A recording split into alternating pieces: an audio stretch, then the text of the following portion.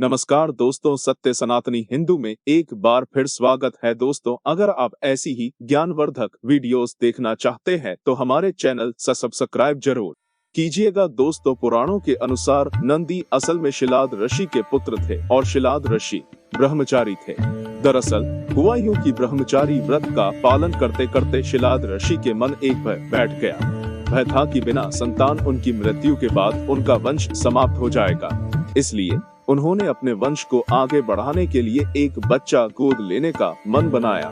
मन तो ऋषि शिलाद ने बना लिया, लेकिन दुविधा यह थी कि ऋषि ऐसे बालक को गोद लेना चाहते थे जिस पर भगवान शिव की असीम कृपा हो।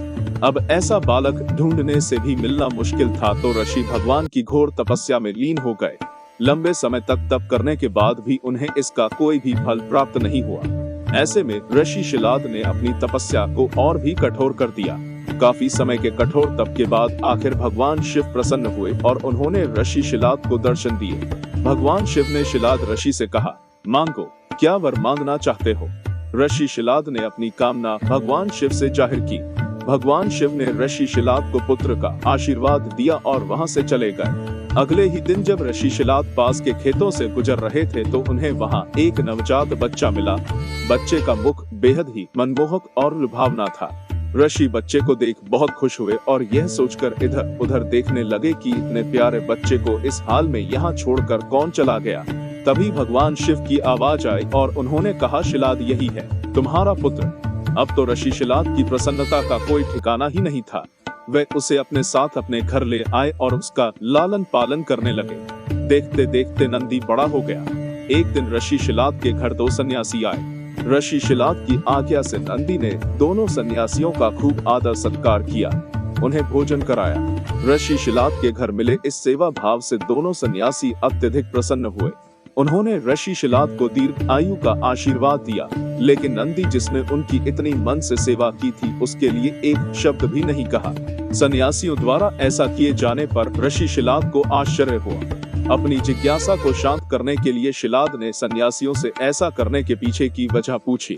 तब सन्यासियों ने बताया कि आपके इस पुत्र की आयु बहुत कम है, इसलिए हमने इसे कोई आशीर्वाद नहीं दिया।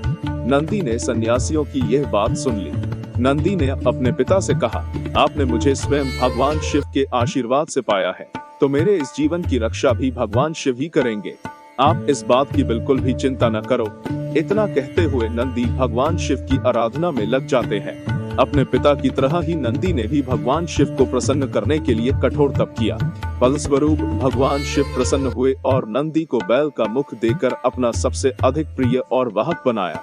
इस प्रकार नंदी भगवान शिव के सबसे प्रिय वाहन बने और समाज में उन्हें पूजनीय स्थान भी मिला। यही वजह है कि भगवान शिव की आराधना से पूर्व के प्रिय नंदी की पूजा की जाती है। नंदी को भगवान शिव का सबसे प्रिय माना जाता है, इसलिए शिव मंदिरों में नंदी के कान में अपनी मनोकामना बोलने की प्रथा है। ऐसा माना जाता है कि ऐसा करने से आपकी मनोकामना सीधे भगवान शिव तक पहुंचती है। दोस्तों, वेदों ने बैल को धर्म का अवतार माना है और गाय को विश्व की माता माना है। वेदों ने बैल को गाय से अधिक मूल्यवान माना है। आमतौर पर खामोश रहने वाले बैल का चरित्र उत्तम और समर्पण भाव वाला बताया गया है। इसके अलावा वह बल और शक्ति का भी प्रतीक है। बैल को मोह माया और भौतिक इच्छाओं से परे रहने वाला प्राणी भी माना जाता है। यह सीधा साधा प्राणी जब क्रोधित होता है तो सिंह से भी भिड़ लेता है। शिवजी का चरित्र भी बैल समान ही माना गया है। जिस तरह गायों में कामधेनु श्रेष्ठ है, उसी तरह बैलों में नंदी श्रेष्ठ है। बैल के कई रूप हैं, उनमें से नंदी बैल प्रमुख है। वृषभ राशि का प्रतीक भी पवित्र बैल ही है। दोस्तों, ये वीडियो यही समाप्त होता है। अगर आपको ये वीडियो पसंद आई हो तो इसे लाइक करें, हमारे चैनल को सब्सक्राइब करें, साथ ही बेल आइकॉन भी दबाएं। आपका दिन शुभ हो। धन्यवाद।